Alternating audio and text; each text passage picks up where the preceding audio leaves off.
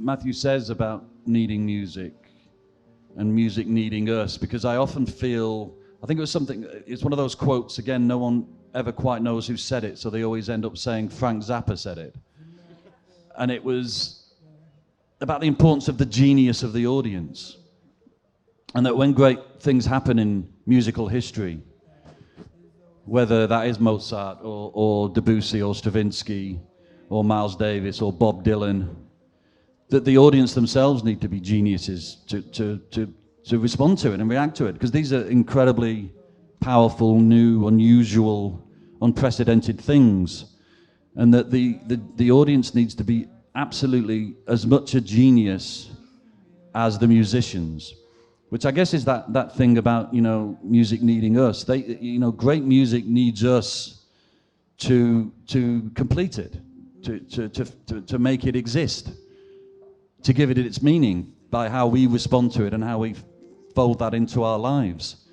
And music, needing music, I've had lately quite an opposite experience to Matthew, possibly out of some kind of existential crisis and an age thing, is that I've started to use access to all music that I now have, which is one of the most thrilling things that's ever happened, and I'm so glad it's happened to me in my lifetime, because I could have missed it, you know. The idea that suddenly I can spend a weekend listening to all Mozart. Now, this might not mean much to many of you who still view Mozart in a certain way and haven't yet learned what I kind of learned, which was to treat the music as extraordinary mental energy. So don't worry what it's being played on. You know, slightly old-fashioned instruments, you might think, slightly quaint sounding. If you think of it as extraordinary mental energy, it is the Velvet Underground. You know, it is Captain Beefheart. And I must finish this thought, Matthew, or I will explode. And so I found that what I'm doing is listening to an extraordinary amount of music, possibly as a bridge to eternity. And I've got quite excited by that, possibly because I'm going to die relatively soon, certainly sooner than most people in the audience, that I am looking for potential routes to immortality.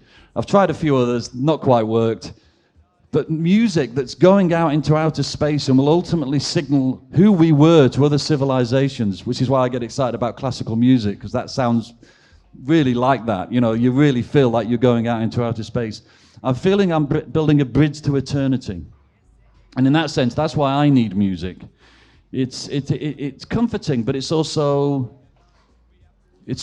disconcerting, because you are on, and that's why I like classical music now, which I guess is an age thing, because most of it is written about the abyss, is I'm on the edge of the abyss, and this music is forming a wonderful bridge, and it's one imagination to another, straight into my head, this extraordinary sound, where once upon a time I might have needed to go to a club or go to a gig, and now, you know, maybe my time isn't right for that I can find another way to get to this extraordinary evidence of another person's sort of dreams of what life is.